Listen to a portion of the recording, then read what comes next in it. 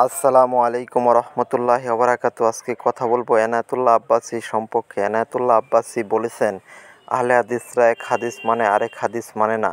রফুল ইয়াদাইনের হাদিস নাকি রহিত হয়ে গেছে। রফুল ইয়াদাইনের হাদিস আসলেই কি রহিত হয়ে গেছে, নাকি মাযহাব টিকানোর জন্য অপকৌশল? এ বিষয়ে বিস্তারিত জানবো বিশেষজ্ঞ আলেমগর কাছ থেকে। আসুন ভিডিওটি দেখি। হানাফিদের ব্যারাম হলো হাদিস শূন্য বলে মানসুখ হয়ে গেছে। ইসলামের সূচনা লগ্নে বারবার রফে দেন করার হুকুম ছিল, পরবর্তীতে আল্লাহ রাসূল সাল্লাল্লাহু আলাইহি ওয়াসাল্লাম আল্লাহর হুকুমে এটাকে নিষেধ করে দিলেন। এটা মিথ্যা কথা। এখন আমাদের দেশে যে লামাযহাবী ভাইরা আছে, ওনারা একটা হাদিস পড়ছে আর একটা পড়ে নাই, একটা হাদিস মানে আর একটা মানেই না। ওই যে রফে দেনের ব্যাপারে হাদিস আসছে বুখারী শরীফে, সে একটাকেই দলিল দেখায়, কিন্তু অন্য হাদিসে যে পরে মানসুখ হয়ে গেছে, রহিত হয়ে গেছে, ওইটা না পড়ে না বুঝে বা সমাজে ফিতনা করতেছে। নগদ মিথ্যে। হানাফিদের ব্যারাম হলো হাদিস শূন্য বলে মানসুখ হয়ে গেছে, এটা ভুল কথা। সহিহ হাদিস সহিহ হাদিস নবীজি আমল করেছেন, যেমন রফুল ইয়াদাইন নবীজি আমল করেছেন। প্রায় অর্ধশত সাহাবীদের আমল আছে। নবীজির ওফাতের পরে আবু হুরায়রা আমল করেছেন, আব্দুল্লাহ ইবনে আব্বাস আমল করেছেন। তাহলে কি এনারা গুনাহগার হয়েছেন নাকি? আব্দুল কাদের জিলানী আজীবন রফাদাইন করেছেন। আমাদের হানাফি মাযহাবের বড় বড় আলেম ইসহাম ইবনে ইউসুফ রফাদাইন করেছেন। তারা কি কাফের হয়ে গেছেন নাকি না গুনাহ? বলেন তো কার কথা মেনে নেবে যখন প্রমাণিত হয়ে যাবে কালা রাসূলুল্লাহ সাল্লাল্লাহু আলাইহি ওয়াসাল্লাম বলেছেন, হাদিস সহিহ মেনে নেবে? কারণ আল্লাহর নবীর নামেও অনেক মিথ্যা কথা চালিয়ে দেওয়া হয়েছে, আল্লাহর নবীর সাহাবীদের নামেও অনেক মিথ্যা কথা চালিয়ে দেওয়া হয়েছে, তাবিঈদের নামেও অনেক মিথ্যা কথা চালিয়ে দেওয়া হয়েছে। এজন্য আল্লাহর নবী এইভাবে আল্লাহর নবীর কথা ছাড়া আর কোনো ব্যক্তির কথা দলিল ছাড়া মানা যাবে না। তাহলে বোঝা যায় হানাফি মাযহাবের যারা বিখ্যাত আলেম, এরাও তাকলিদ করতে বলে নাই, অন্ধ অনুসরণ করতে বলে নাই। কারণ ইমাম আবু হানিফা তো আর মাযহাব মানতে বলে নাই তার, তিনি বলেছেন হারামুন আলা মাল্লাম ইয়ারিফ দালিলি আইয়ুফতিয়া বিকালামি, মুফতির জন্য জায়েজ নয় সে আমার কথা দিয়ে ফতোয়া দেবে যতক্ষণ না জানবে দলিল কোথায়। তিনি বলছেন ইজা সাহাল হাদিস ফাহুয়া মাযহাবি, যখন সহিহ হাদিস পাওয়া যাবে ওটা আমি আবু হানিফার মাযহাব। ইমাম আবু হানিফা বলছেন লা ইয়াহিল্লু লি আহাদিন আইয়াখুযা বিকাউলিনা মা লাম ইয়ালাম মিন আইনা আখাযনা, কারোর জন্য হালাল নয়, বৈধ নয় সে আমাদের কথা দিয়ে দলিল দেবে যতক্ষণ না জানবে এর উৎস কোথায়, এর প্রমাণ কোথায়। ইমাম আবু হানিফা মাযহাব মানাতে বলেনি, ইমাম আবু হানিফা মাযহাব মানতে বলেনি, ইমাম আবু হানিফা তার মানহাজ মানতে বলেনি।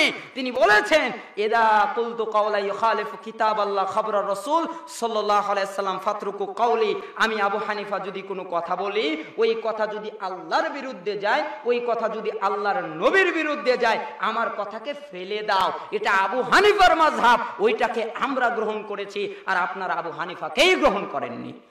আমি হানাফি, রাফুল ইয়াদান করতেই হবে, এর ব্যাখ্যা দেন নোমান ইবনে সাবিত আবু হানিফা, তার থেকে 4টি কথা প্রমাণিত। তিনি বলেছেন, 1 নাম্বার ইদা সাহাল হাদিস ফাহুয়া মাযহাবি, যখন হাদিস বিশুদ্ধ বলে প্রমাণিত হবে এটাই আমার মাযহাব। তাই রফি আদানের পক্ষে সহিহ হাদিস আছে না নাই? আছে না নাই? 41টা সহিহ হাদিস আছে। তাই মিশরে যারা হানাফি, তুরস্কে যারা হানাফি, সিরিয়ায় যারা হানাফি, এরাও রফি আদান। কারণ হানাফি হইলে রফি আদান করলে হানাফিগিরি যায় না, বরং যারা আবু হানিফার নামে নাম দেয় আর রফি আদান করে না, এরা আবু হানিফাকে মানে। প্রথম দলিল। 2 নাম্বার, আবু হানিফা বলছেন ইদা তাআরাদা কাউলি মাআল হাদিস ফাতরুকু রাই ওয়ারা আল জিদার, যখনই আমার কথার সাথে নবীজির কোনো হাদিস বৈপরীত্য হবে, টক্কর লাগবে, আমার কথাটা দেয়ালের ওই পারে ফেলে দাও। বলেন না সুবহানাল্লাহ। আবু হানিফা বলেছেন হ্যাঁ রফে আদান করিও না, কিন্তু হাদিস আছে বিশুদ্ধ, নামাজে ফরজ একবার রফে আদান করা তাকবীরে তাহরিমার সময়ে, তারপরে 3 বার করা সুন্নাত, মোট 4 বার মোট 4 বার নামাজে রফিয়া দান করা যায়, একবার করা কি ফরজ। এটা কখন? তাকবীরে তাহরিমা বলার সময়ে। তারপরে আরো 3 বার রফিয়া দান করা যায়, এটা হলো সুন্নাহ। এটা কি? যদি কেউ না করে নামাজের ক্ষতি হবে না, তবে যদি কেউ করে সুন্নাহর উপরে আমল করলো, নামাজটা কমপ্লিট হলো। বলে না সুবহানাল্লাহ। আবু হানিফা আলাইহি রাহমা বলেছেন, লা ইয়াহিল্লু লিআহাদিন আন ইফতিয়া বিকালামি মা লাম ইয়ালাম মিন আইনা আখাযনাহু। কারো জন্য উচিত নয় আমার কথা দিয়ে দলিল দেবে যতক্ষণ না জানবে কথাটা আমি কোত্থেকে বলেছি। বুঝতে পেরেছি? 4 নাম্বার, তিনি তার ছাত্র আবু ইউসুফকে বলেছেন, ওয়াইহাকা ইয়া ইয়াকুব, সাবধান ও আবু ইউসুফ, লা তাকতুব কুল্লামা তাসমা মিন্নি, আমার কাছ থেকে যা শুনো সব লেখো না। লিয়ান্নি বাশার, আমি মানুষ, আজকে একটা কথা বলি কালকে একটা বলবো, কালকে একটা বলি পরের দিন আর একটা বলবো। আবু হানিফা তাই একটা কথা একদিন বলে পরে আবার তা থেকে ফিরে এসেছেন। একটা উদাহরণ দেই। আবু হানিফা রাহমাতুল্লাহি আলাইহি তিনি প্রায় 40 দিন নামাজে ফার্সি ভাষায় কোরআন তেলাওয়াত করেছেন। কোন ভাষায়? কারণ তিনি আরবি ভাষার মাধুর্যে নিজেকে হারিয়ে ফেলতেন নামাজের কোরআন তেলাওয়াতে বিমোহিত হয়ে। তাই বলতেন, আরবি পড়লে, কোরআন পড়লে আমি হারিয়ে যাই, ফার্সিতে পড়ব। পরে রুজু করেছেন, তার ছাত্ররা তাকে বুঝিয়েছেন।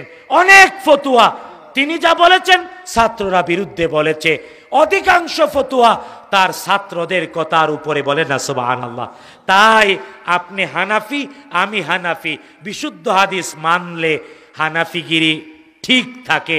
কিন্তু আমাদের সমাজে আছে কি, মতনৈক্য হলেই আমার পীর সাহেব বলেছে যে এটা আছে না নাই, আমার মাযহাবের ইমাম যে কথা বলেছে আমাদের মাযহাবে এটা নাই। আমি বলছি ভাই এটা তো আল্লাহর নবী এই আমলটা করেনি, এটা হাদিসে নেই, বলি এটা নবীজি করেছে। উনি বলছেন আমাদের মাযহাবে নাই, আমরা করব না। আছে না নাই? কথা বলেন। আরে সাহাবীদেরকে দেখে শিক্ষা নিতে হবে। আল্লাহ নবী বলেছেন, ফালাইকুম বিসুন্নতি ওয়া সুন্নাতি খোলাফায়ে রাশিদিন ওয়া মাহদিন। মতনৈক্য হলেই নবীর সুন্নাতকে আঁকড়ে ধরো, যদি না পাও সাহাবীর সুন্নাতকে আঁকড়ে ধরো, সমাধান হয়ে যাবে। কিন্তু আমরা মতনৈক্য করেছি, আমরা সমাধান করতে রাজি না। কেন?